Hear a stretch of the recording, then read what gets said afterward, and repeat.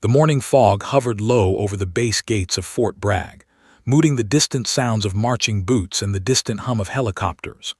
Most mornings, the checkpoint was a dull ritual of IDs, vehicle inspections, and polite nods.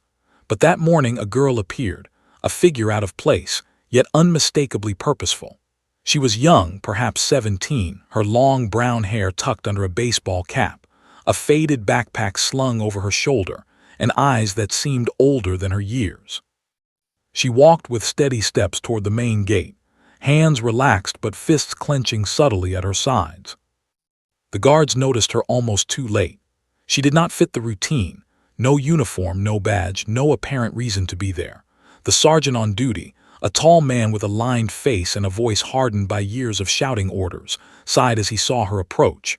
Civilians didn't stroll into Fort Bragg demanding access, not unannounced. He muttered something to his colleague, expecting a laugh, but the girl didn't stop.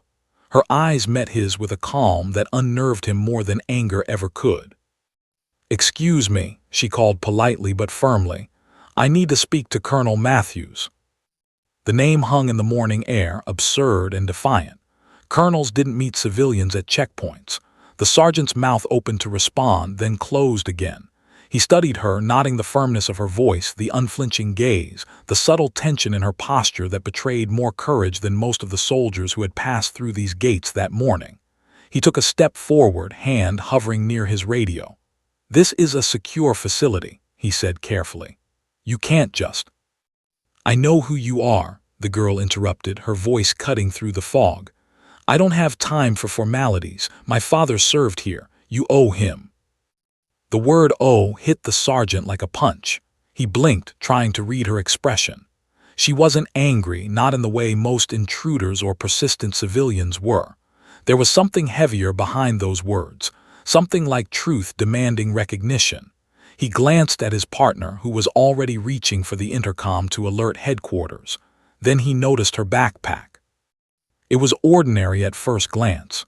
Frayed canvas, scuffed leather straps, slightly overstuffed, bulging at odd angles as if it carried secrets. Something about the way she clutched it, protectively yet firmly, made him uneasy. Orders were given. "Empty the bag," the sergeant muttered. He did not trust the girl, but protocol was clear. She complied without resistance, setting the bag on the ground and unfastening the worn zippers. Books spilled first, textbooks, notebooks, papers scribbled with neat handwriting, but nothing alarming. A photograph slid across the pavement, face up. The sergeant froze momentarily, recognizing the man in the photo. Not personally, but from old files, news articles, and long-forgotten reports. A soldier who had been reported dead years ago. A man whose official story ended with a training accident. Nothing heroic, nothing remarkable. He forced himself to look away quickly, telling himself it was coincidence. The next item made him regret trying to remain detached. Something metallic fell with a sharp clink. It rolled once, catching the dim morning light, and stopped, resting flat against the concrete. The sergeant instinctively stepped closer. He bent down, squinting. The object was small, polished, and heavy. It was a metal unmistakably military, its ribbon faded but neatly pressed. Yet there was something impossibly wrong about it. He ran a gloved hand along the engraving. His breath caught. That mission name, that date, it shouldn't exist. According to every record, file, and database he had access to, no operation with that designation had ever occurred. And yet here it was, held by a teenage girl who wasn't supposed to be here at all. The younger guard, fresh out of training and eager to impress, leaned in, curiosity piqued. "Sergeant, it's a Medal of Honor, isn't it?" His voice was shaky, the excitement betraying nervousness. The older sergeant's eyes narrowed. "Yes," he said softly, almost to himself. "Yes, it is, but it's wrong." He straightened, forcing the medal to his eyes, trying to reconcile what he was seeing with the official story he had carried in his mind for years. The girl watched silently, her expression calm, almost expectant, as if she had been waiting for this exact moment. "I said," she began, voice quiet but steady, "it belonged to my father." She didn't flinch, didn't plead. She simply stated it, the weight of truth in her words heavier than the medal itself. "They told us he died in training, but he didn't. Not like they said. A cold silence fell over the checkpoint. Guards exchanged glances, unsure whether to call it in, detain her, or simply ignore her. The older sergeant found his hand trembling slightly. He had read the files, memorized the reports, memorized the official story.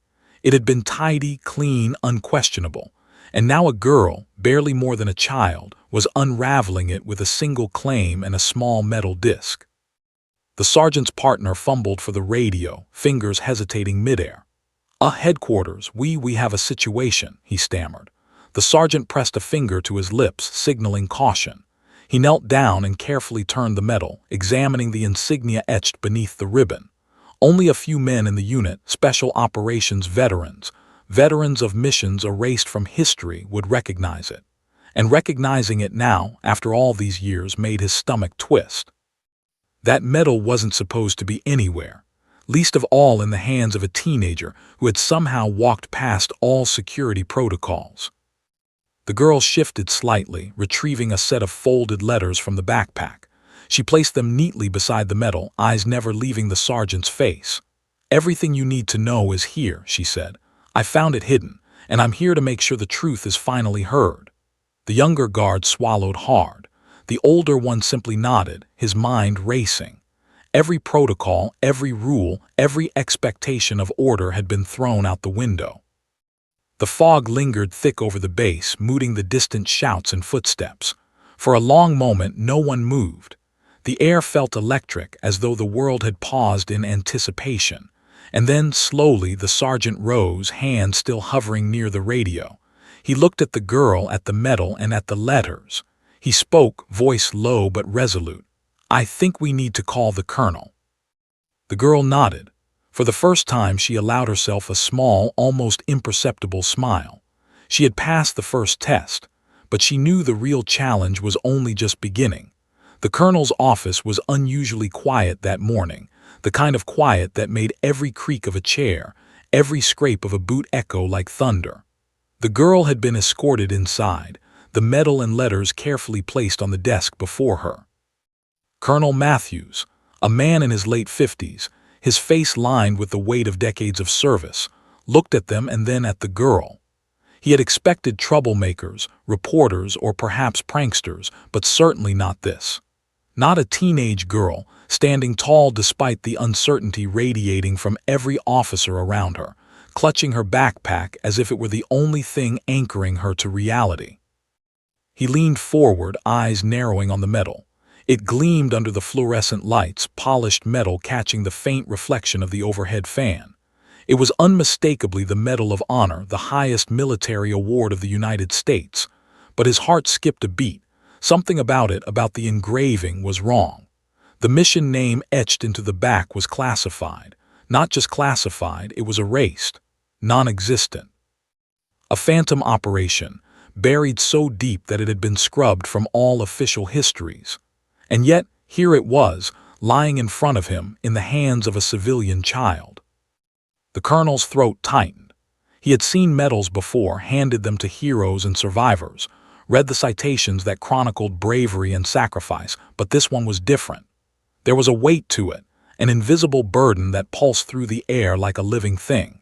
He reached forward tentatively, brushing his fingers against the ribbon, and instantly recognized the insignia faintly etched beneath the surface. His stomach twisted with a mixture of fear, nostalgia, and disbelief. Only a handful of men had ever been briefed on the mission, men who were sworn to secrecy, sworn to forget.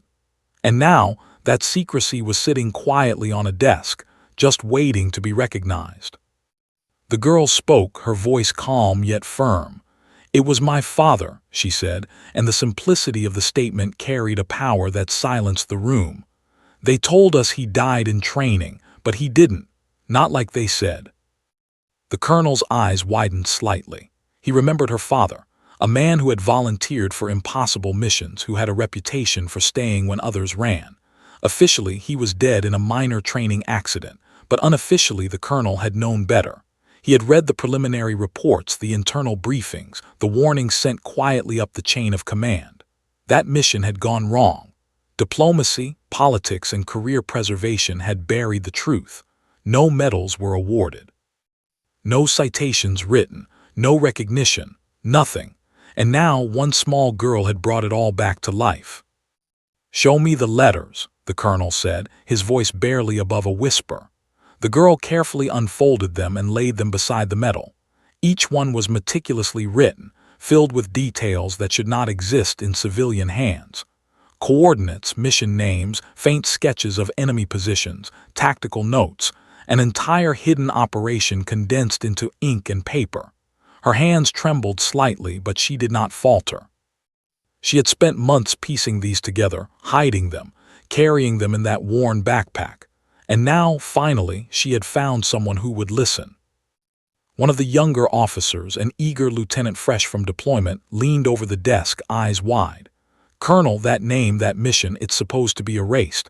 There's no record, it's classified." "Why, how?" he broke off, noticing the colonel's unblinking stare. Matthew's hands were clenched over the edge of the desk. "Some records," he said slowly, "are not meant to be forgot, but they shouldn't exist in civilian hands either."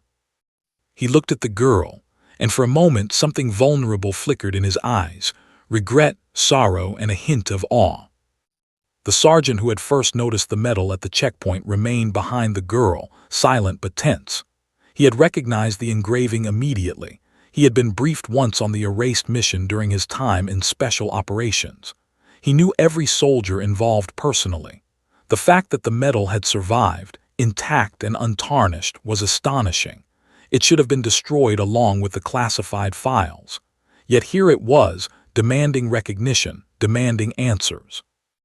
The girl leaned forward. "I need you to understand," she said. "This medal, it isn't just metal, it's proof. Proof that my father did what no one else could and no one acknowledged it. 14 men survived because of him. I know it. They survived." Her voice quivered just slightly, but it carried an authority that stunned everyone in the room.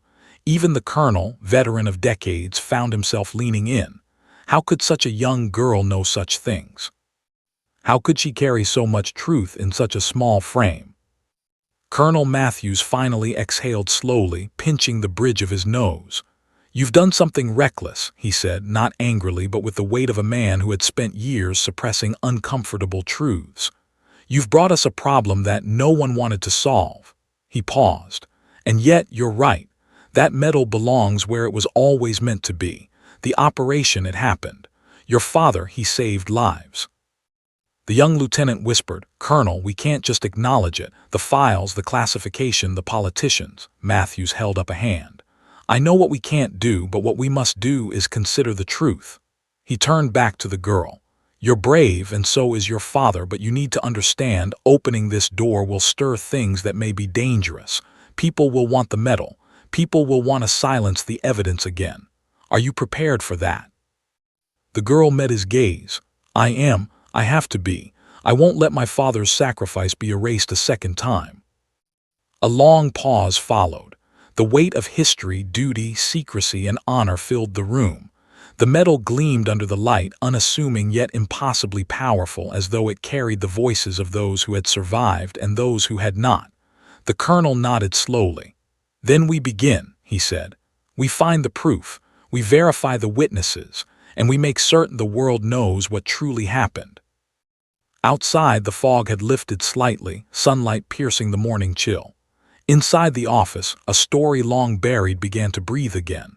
A small girl, a worn backpack, and a medal that shouldn't exist had just started a chain of events that would shake decades of secrecy, change lives, and force heroes out of the shadows.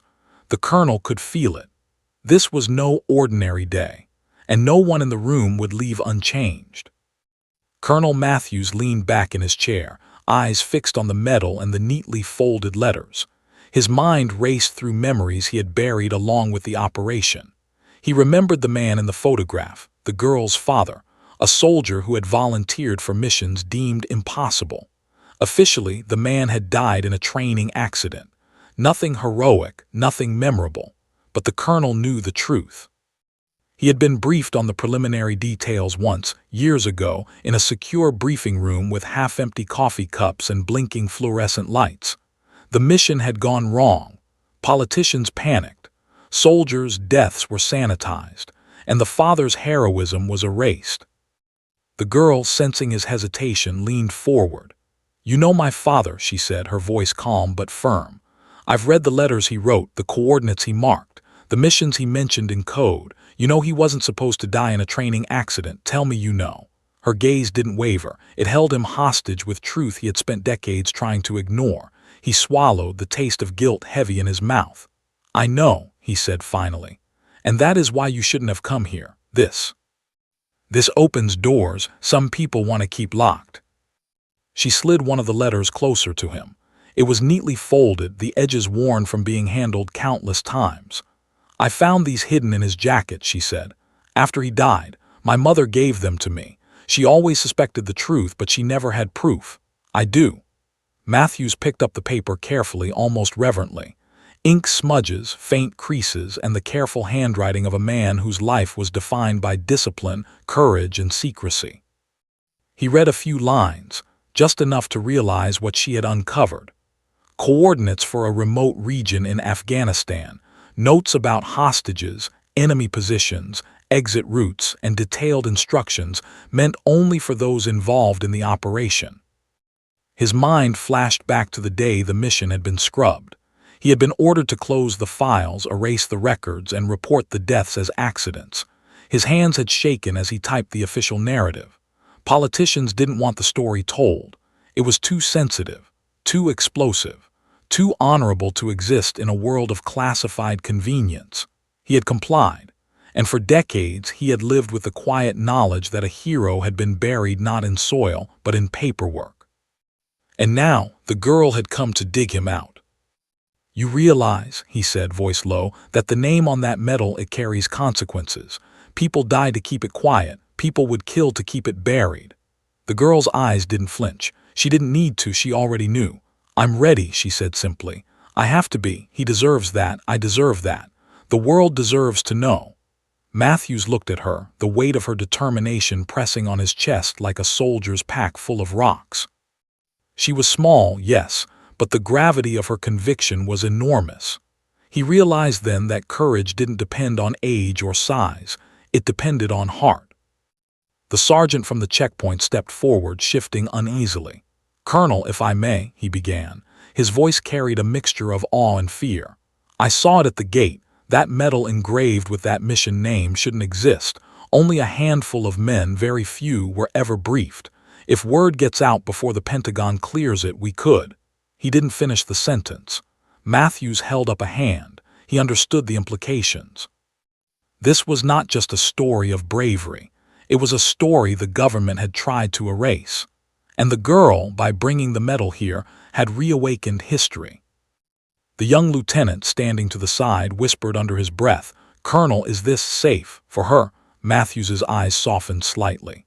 "Safe," he said, "is a relative term in military life, but right is something we can still achieve." He picked up the medal, turning it slowly in his hands. The ribbon was faded, the engraving faint but perfect.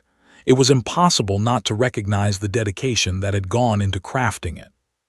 Someone had made this medal for a hero who was never acknowledged, a hero whose story had been stolen by bureaucracy and politics. The girl spoke again. "I know the risks," she said. "I've been followed, questioned, almost stopped at every checkpoint, but I have the proof, and I have the courage to see it through." Her words seemed to fill the room, pressing against the walls and windows like the roar of helicopters that had flown over her father's mission site decades ago. Matthews felt a flicker of hope, mingled with fear. Hope because the truth could finally be restored. Fear because the forces aligned against this truth were powerful, ruthless, and patient. He placed the medal back on the desk, careful not to scratch the surface. "We will verify everything," he said, finally making the decision he had been putting off for decades. "We will contact survivors, check coordinates, review classified communications. If what you say is true, your father's name will be cleared. But you must understand this will not be easy. Some doors, once opened, can never be closed again." The girl nodded, eyes steady, shoulders squared. She had expected difficulty. She had expected danger. What she had not expected was the depth of acknowledgement in Matthews's voice, a man who had buried her father's legacy along with his own guilt. She gathered herself, carefully stacking the letters beside the medal. "I'm ready," she repeated. "I've waited my whole life for someone to finally listen, and you're the first." Matthews inhaled deeply, steeling himself. This was not just a moment of recognition. It was a moment of reckoning. The past, long buried, was rising, and the girl, small yet unwavering, was leading it out of the shadows. For the first time, Matthews allowed himself to believe that truth could triumph over secrecy, that honor could survive even when hidden, and that heroes could finally be remembered, not as names in files, but as men who had lived, sacrificed, and mattered. Outside the office, the hum of the base continued. Soldiers trained, helicopters roared overhead, and the fog of early morning lingered in the distance. But inside, a story long erased from history had found a voice. And the girl, standing there with her backpack, letters, and impossible medal, had just started the process of rewriting everything. She had unearthed the name that had been buried. And nothing, not politics, not fear, nor bureaucracy, would stop it from being told. The colonel leaned back in his chair, the weight of decades pressing on his shoulders as he listened to the girl recount what she had pieced together from her father's letters and recordings. Every word painted a story he had long tried to suppress, a story erased from history, buried under bureaucratic paperwork, and disguised as tragedy. She spoke of coordinates, radio codes, and enemy positions deep inside Afghanistan, a region riddled with rugged mountains and insurgent threats. Matthews' fingers tapped against the polished desk, unconsciously tracing the lines of the metal, the ribbon faintly reflecting the light, as though urging him to remember what he had long buried. The letters told of an operation called Silent Ridge, a rescue mission that had been wiped from all official logs. Hostages, high-value personnel, caught behind enemy lines. Intelligence reports had failed. Their location had been miscommunicated and the extraction point compromised. Her father's unit had crossed the border under cover of darkness, moving with precision, their mission clear: retrieve the hostages and get out without casualties. Matthews remembered the briefing he had attended years ago, the maps spread across the table, the murmurs of officers weighing risk versus reward. He had known then, as he knew now, that the mission was nearly impossible. The girl described her father's actions with meticulous detail. When the team reached the coordinates, insurgents were waiting, an ambush no one had anticipated. Chaos erupted. Gunfire cracked through the night. Explosions shook the surrounding cliffs, sending shards of stone tumbling down. Her father had assessed the situation instantly, organizing his team's escape, directing cover fire, and holding the enemy at bay. Each decision he made cost him precious seconds, yet it ensured that 14 lives, comrades he had trained with, friends he had sworn to protect, could reach safety. As she spoke, the colonel's mind wandered back to the day the operation was scrubbed. He remembered reading the classified report that labeled all activity as non-operational engagement. Politicians had panicked at the risk of exposure. Media leaks could compromise international relations. For convenience, for appearances, her father's heroism had been erased. He was dead. The team had survived. And the medal, the symbol of ultimate sacrifice and bravery, had never been awarded. It had been drafted in secret but never presented.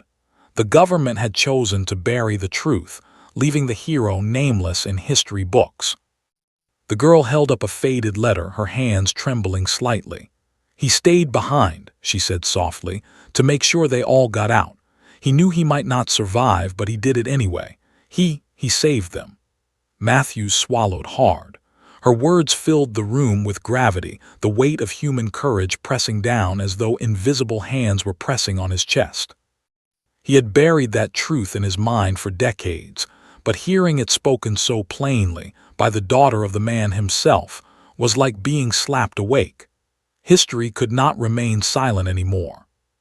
The sergeant from the checkpoint shifted uneasily. He had seen the medal, recognized the insignia, and understood its implications.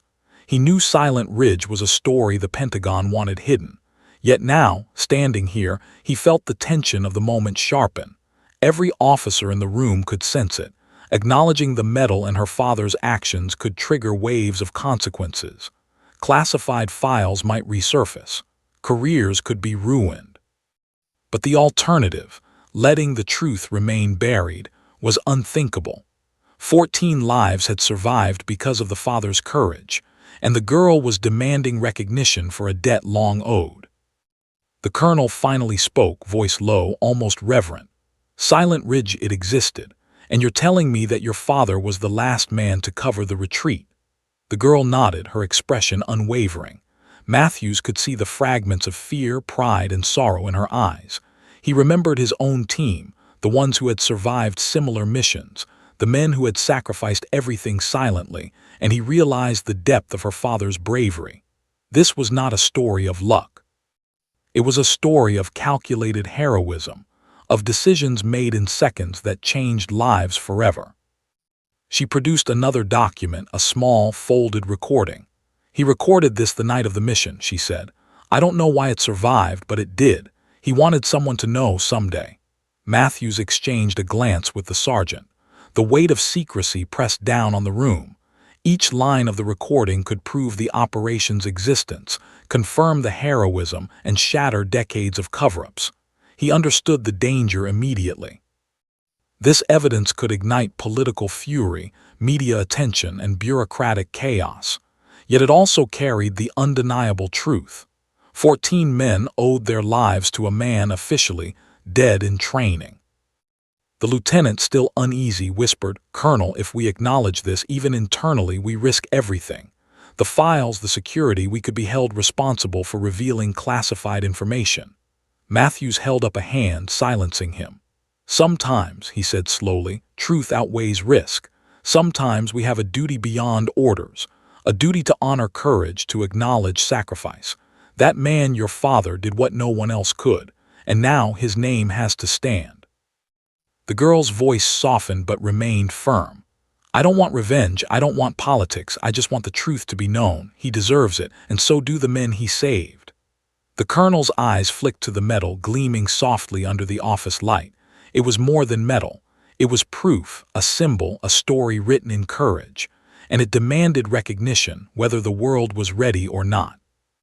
Matthews sighed, the weight of decades pressing heavily upon him. "We will verify everything," he said finally. "Coordinates, witnesses, radio logs, every piece must be cross-checked. But if what you say is true, your father's actions will be officially recognized. The Operation Silent Ridge will no longer be erased." He looked at the girl. "Are you ready for what comes next? Once this door is open, there's no closing it again." She nodded without hesitation. "I've been ready my whole life." Her eyes met his, steady and unwavering. "I can't let him be forgotten. Not again." Outside, the base hummed with the mundane sounds of military life. Helicopters, training drills, distant shouts. But inside, history was awakening. A story long buried was about to surface, and the girl, small yet determined, had begun the process of restoring it. Silent Ridge, once erased, would be remembered.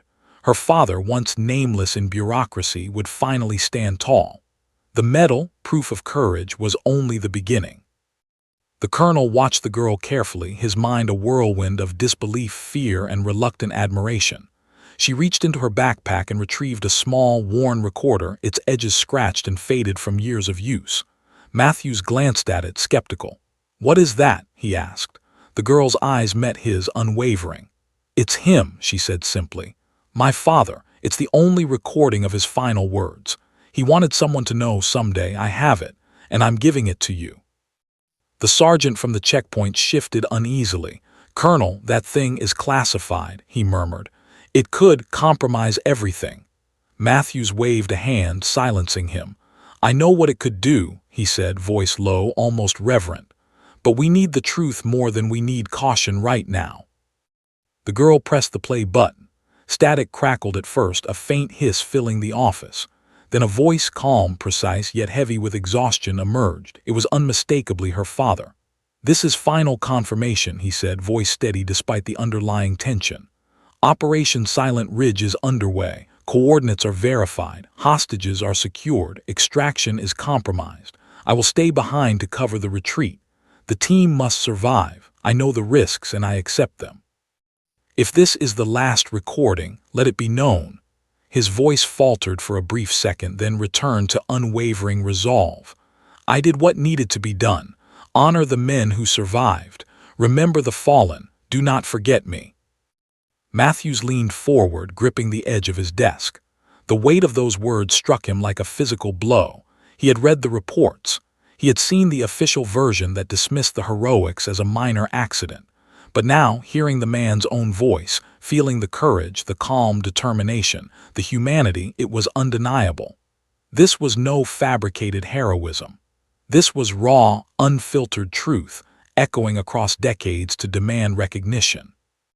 The sergeant whispered, barely audible, 14 men. He saved 14 men with his own life. Matthews nodded, eyes darkening with the memory of reading reports years ago, the name sanitized, the mission erased. And the system called it an accident, he muttered. He couldn't remember when the bitterness had begun to eat at him, the knowledge that the world had buried a hero for convenience, for politics. Now, a child had returned that truth with the courage he wished he had possessed as a young officer. The girl's eyes glistened, but she remained composed. I don't want revenge, she said softly. I don't want headlines or politics. I just want the truth to be acknowledged. My father saved lives that night. The men he saved, they deserve to be heard. And he deserves this, she said, gesturing at the medal.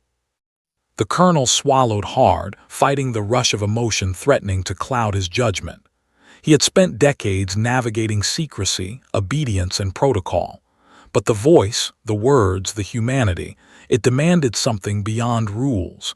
It demanded recognition. It demanded justice. Do you understand what this means? Matthews asked, voice measured but tense. This recording, it can't just be released casually.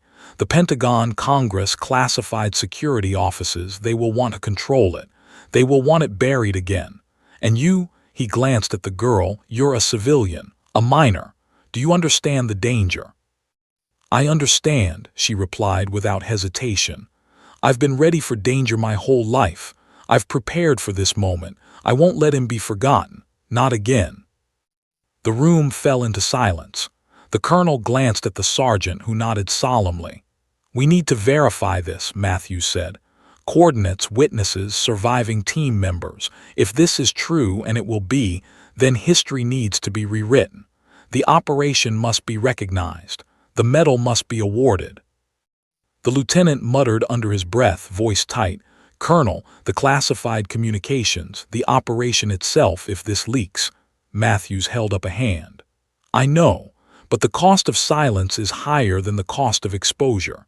This man's bravery cannot remain hidden any longer. The girl retrieved another item from her backpack, a small folded map, edges worn and ink faded. She spread it carefully on the desk. He drew this during the mission, she said, pointing to lines indicating enemy positions, exit routes, and potential ambush points. He wanted someone to know the details if he didn't make it back. He trusted no one but us to honor the truth. Matthews traced the lines with his fingers, remembering the topography, the treacherous mountains, and the narrow passes. He could almost see the ambush, the flash of gunfire, the courage it must have taken to hold the line alone while ensuring the team's escape. The recorder clicked off, leaving the room heavy with unspoken words. Matthews looked at the girl, her unwavering gaze demanding acknowledgement. He felt a mixture of awe, responsibility, and fear. For decades, he had buried this truth. Now it had returned, carried on the shoulders of a small but determined human being who refused to accept erasure. The voices of the fallen were alive again, echoing in that office, demanding to be recognized. He finally spoke. We will verify everything, he said firmly, his voice steady with resolve. Silent Ridge, it existed. Your father, he stayed behind to cover the retreat. That is the truth, and it will be acknowledged. He paused. But this is only the beginning. Once the story is confirmed, it will change everything. Careers, politics, history, the cost may be high, but the truth will survive. The girl nodded. I've accepted the cost, she said softly. It's not just about my father. It's about the men he saved and the legacy they deserve. The world needs to remember that courage exists, even when it's inconvenient. Matthews exhaled, the weight of years pressing down on him. The recording had revealed more than facts. It had revealed the essence of heroism, sacrifice, and unyielding honor.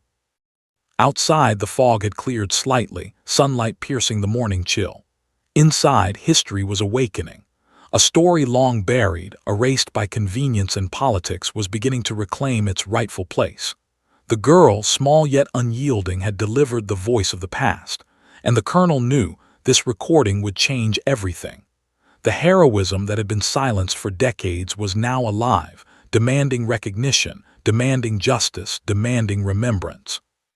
The moment the colonel acknowledged the recording and the medal, the atmosphere in the office shifted. It was subtle at first.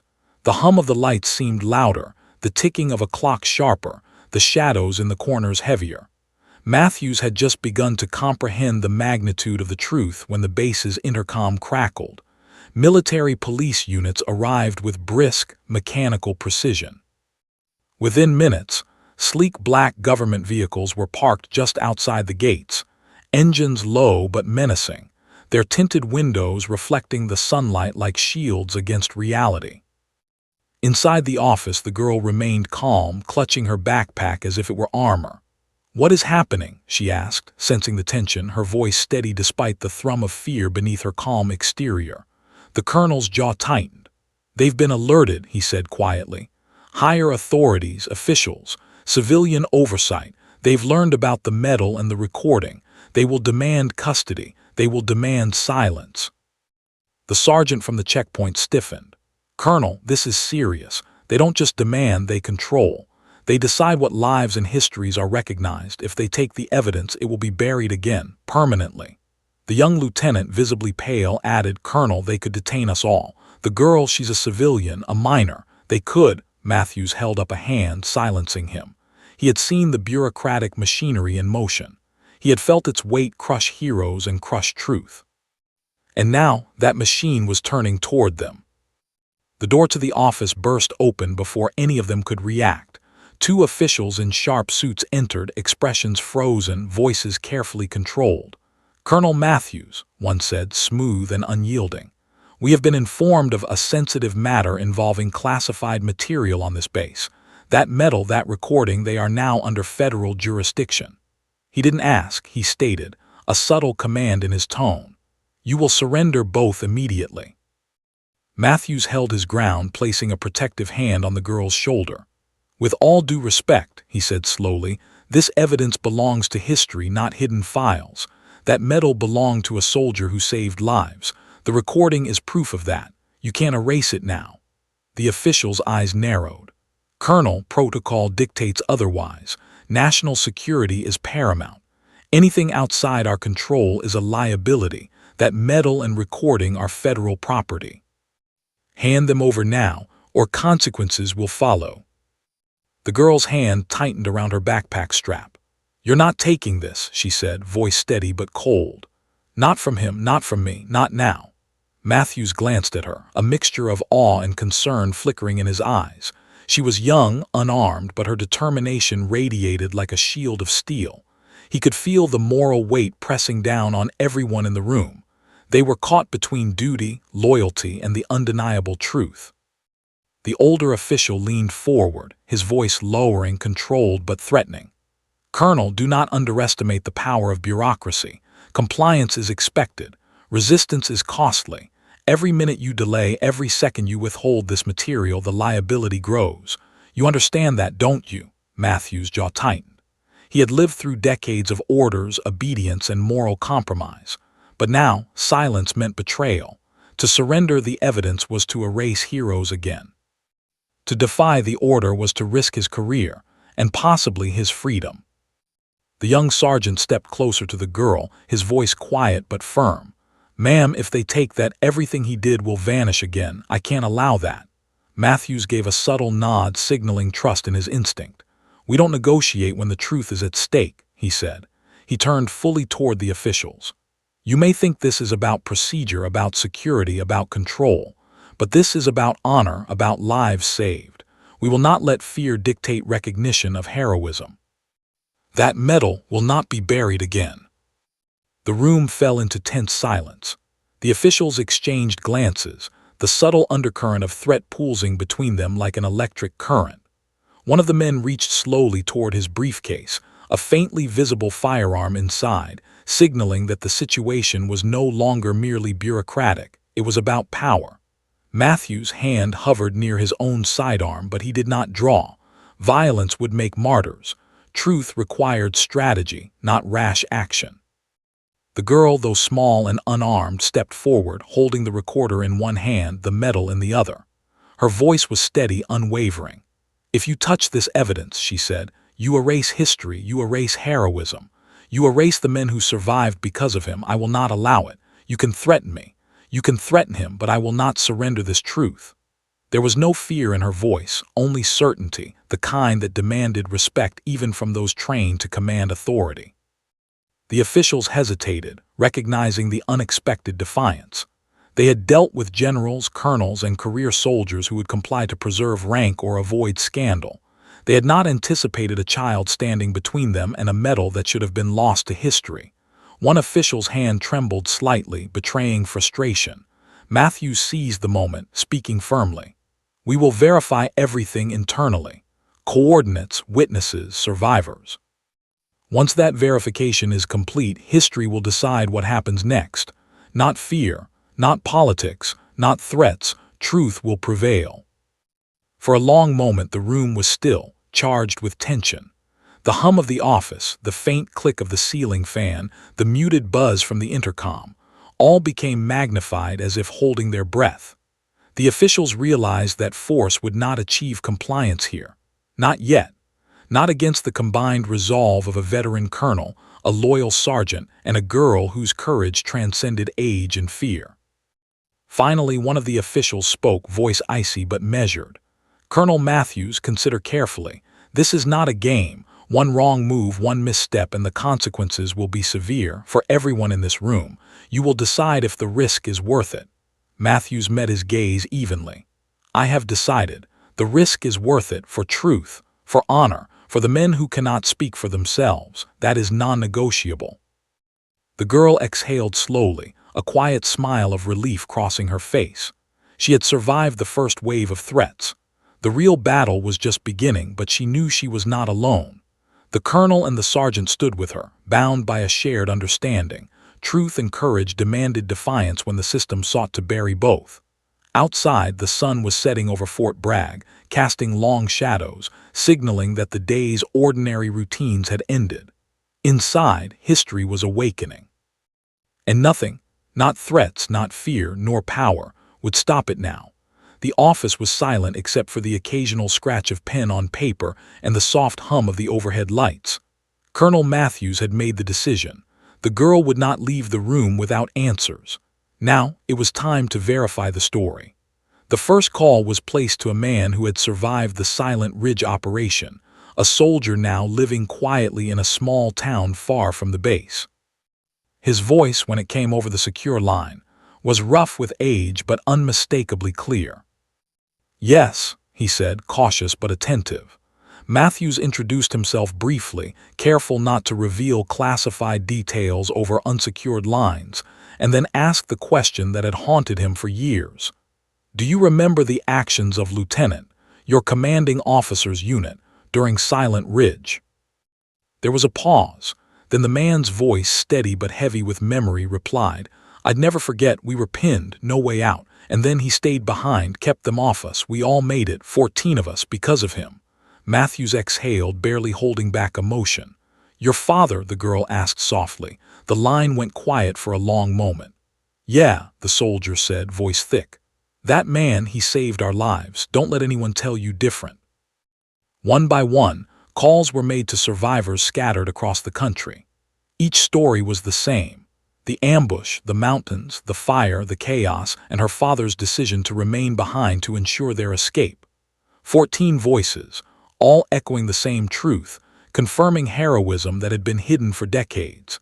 Each survivor provided corroborating details, coordinates, and tactical observations that matched exactly what had been written in the letters and seen on the recorder. Matthews, office was filling with the invisible presence of men who had lived because of the girl's father, a presence tangible enough to make even hardened officers pause.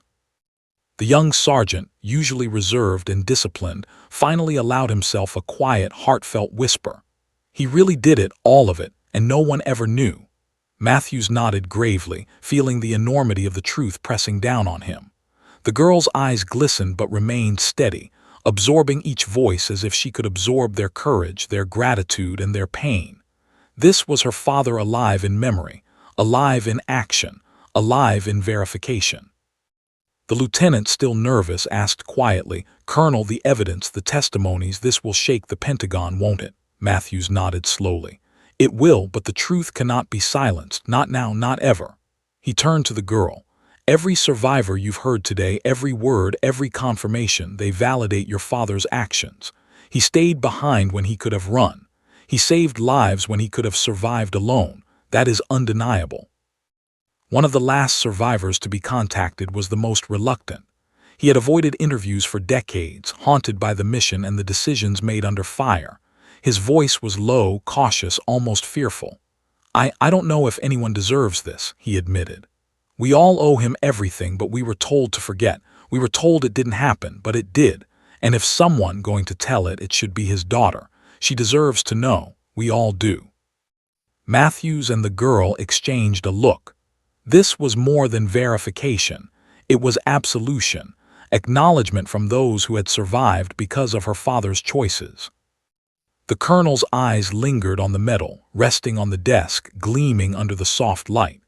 It was no longer a symbol of secrecy, but of undeniable valor. It had survived the bureaucracy, survived decades of suppression, and now had the support of those who had lived. History, Matthews realized, was about to be corrected. The girl unfolded another letter written by her father during the mission, meant to be discovered only if he did not survive. The words were simple, yet they carried weight far beyond their size. "Protect the team, honor the mission, keep faith. If I fall, let this be proof." She looked up at Matthews, voice quiet but filled with resolve. "I've done that, and now we all must make sure the world knows." The sergeant nodded, his voice finally steady. "The witnesses are ready to testify if needed. Every survivor will confirm. The world can't ignore this anymore. The truth is too strong and it won't be buried." Matthews felt a lump in his throat. He had spent years navigating classified secrecy, obeying orders that often silenced heroes. But the weight of these verified stories was heavier than any command. Truth, finally, was unstoppable. Outside the office, the sun was dipping low, painting the base in shades of gold and red. Inside, the air was electric with acknowledgement, validation, and the weight of what was about to be revealed. The girl had not just uncovered evidence. She had summoned the voices of the past to stand alongside her, a chorus of survival and courage that could not be ignored. Matthews looked at the girl, pride and respect mingling with the lingering tension of what was to come. "They are your witnesses now," he said. "Every word they speak is your father's story, and it cannot be silenced again. The medal, the recording, the letters, they are no longer just proof. They are history demanding acknowledgement." The girl nodded, folding the letter and placing it carefully beside the medal. "Then we proceed," she said softly, "for my father, for the men he saved, for the truth." Matthews exhaled, feeling a resolve he hadn't felt in years. This was no longer about politics, procedure, or fear. It was about justice, honor, and remembrance. The colonel called a secure meeting, gathering all necessary personnel to verify coordinates, testimonies, and documents. Each survivor's statement was carefully logged, compared against the letters and the recording, and cross-referenced with maps and operational notes. By the time night fell, the pattern was undeniable. Silent Ridge had occurred.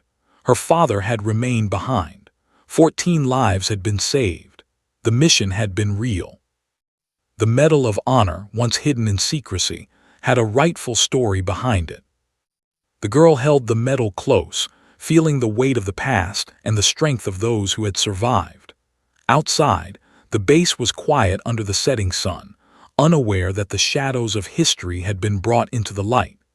Inside, A small but determined human being had turned decades of silence into a story that could no longer be denied. History had witnesses now, and the truth was unstoppable. The morning sun broke over Fort Bragg like a promise, spilling gold across the asphalt and casting long shadows of soldiers standing at attention. Inside the main hall, a crowd had gathered. Survivors of Silent Ridge, high-ranking officials, journalists, and military personnel who had long carried the weight of buried truth. Colonel Matthews stood near the front, eyes scanning the room, feeling the tension of decades finally converging into a single moment. At the center the girl stood, holding the medal with both hands. It gleamed in the morning light, polished and undeniable. The engraved name reflected a history that had been erased for political convenience, yet here it was, demanding acknowledgement. For a brief moment she felt the weight of responsibility. This medal was more than metal. It was proof of heroism, courage, and sacrifice. It represented a man who had risked everything, who had stayed behind when everyone else could have fled, who had saved 14 lives at the cost of his own anonymity. Colonel Matthews stepped forward and raised his hand, signaling silence. "Today," he began, voice steady, "we acknowledge not just a medal but the truth. We honor the actions of a man who stayed behind when he could have run, who put the lives of others above his own. For decades, history was denied this recognition, buried under bureaucracy and classified files. But today that ends." His gaze shifted to the girl. "And today, the daughter of that hero brings the story into the light." The room was quiet. The survivors of Silent Ridge shifted nervously, some with tears in their eyes. They had been waiting for this acknowledgement for decades, carrying their gratitude silently, fearing that the world would never know. Now the weight of truth pressed upon them in a tangible way. The medal, the letters, the recording, all verified, all undeniable, stood as proof. One by one, the survivors came forward to speak. Their voices were shaky at first, filled with the weight of memories long suppressed. They recounted the ambush, the chaos, the fire, and the mountains. And always they recounted her father's bravery, his calm under pressure, his decision to stay behind to cover their retreat. Each story built upon the last, forming a chorus of remembrance that filled the hall. Each voice added clarity, depth, and undeniable truth to the narrative that had been hidden for far too long. A hush fell when the recording was played over the secure speakers. Her father's voice, calm yet resolute, filled the room. "Operation Silent Ridge is underway, coordinates verified. I will stay behind to cover the retreat, honor the men who survived. Do not forget me." The words echoed, carrying the weight of courage and sacrifice. Journalists exchanged glances, military officers nodded solemnly, and the girl felt a warmth spread through her chest, a mixture of pride, grief, and relief. Colonel Matthews stepped forward, holding the medal aloft. "In recognition of courage, honor, and selfless service beyond measure, the Medal of Honor is posthumously awarded to," he paused, letting the weight of the moment settle, "Lieutenant Commander Jonathan R. Hayes. May his actions and sacrifice never be forgotten." The hall erupted in quiet applause. Some survivors wept openly. Others, long hardened by war and bureaucracy, could not hold back tears. The girl's hands trembled as she received the medal, holding it close to her heart. For decades, her father's heroism had been silenced. Today, the world knew. Today, justice had been done. An official approached, presenting a certificate of acknowledgement along with the medal. The girl's voice shook as she read the citation aloud, every word echoing the truth that had been denied for too long. For extraordinary heroism and selfless sacrifice during Operation Silent Ridge, for ensuring the survival of 14 men, the United States of America honors Lieutenant Commander Jonathan R. Hayes with the Medal of Honor. The survivors stood behind her, some placing hands on her shoulders, others simply nodding, their faces etched with gratitude and reverence. Colonel Matthews stepped closer, his voice low so only she could hear. "You've done something extraordinary," he said softly. "You've restored history, saved your father's honor, and reminded the world that courage cannot be erased." She nodded, tears slipping freely now. "He deserved this," she whispered. "He saved lives, he saved them all." I just made sure the world knew." Outside the hall, helicopters circled above, carrying news crews who would broadcast the recognition nationwide. Across the country, people would hear the story of Silent Ridge, of Lieutenant Commander Hayes, and of a young girl who refused to let the past remain buried. The world would know that heroism existed, even in shadows, even when inconvenient. The colonel watched the girl, pride and admiration etched deeply on his face. "History isn't written by those who bury it," he said quietly. "It's written by those who demand it be remembered." She smiled faintly, feeling the weight of the past finally lift. Later, the hall emptied, leaving the girl and Matthews alone. The medal rested between them, a bridge between memory and acknowledgement. "This isn't just a medal," Matthews said, voice solemn. "It's a story, a life, a legacy." She nodded. "And now everyone will know. The men he saved, they'll be remembered too." She held the medal to her chest, imagining her father standing beside her. For the first time, she felt his presence, proud, unyielding, and honored. The backpack that had carried letters, maps, and recordings was no longer just a burden. It had been a vessel of truth. The medal, the recording, and the witnesses had restored not only her father's honor, but also the faith that courage and sacrifice could never truly be forgotten. Colonel Matthews placed a hand on her shoulder. "Your father would be proud," he said, "but so should you be. You've completed the mission he could not finish. You've brought justice, honor, and recognition where it was long overdue." The girl smiled, her heart full, and for the first time in her life the burden of history felt light. Outside, the sun climbed higher, the day bright and unbroken. Inside, a story long hidden had finally found its voice. Lieutenant Commander Jonathan R. Hayes' heroism had been restored. Silent Ridge would never be forgotten. And the girl, brave and determined, had ensured that truth, courage, and honor would live forever.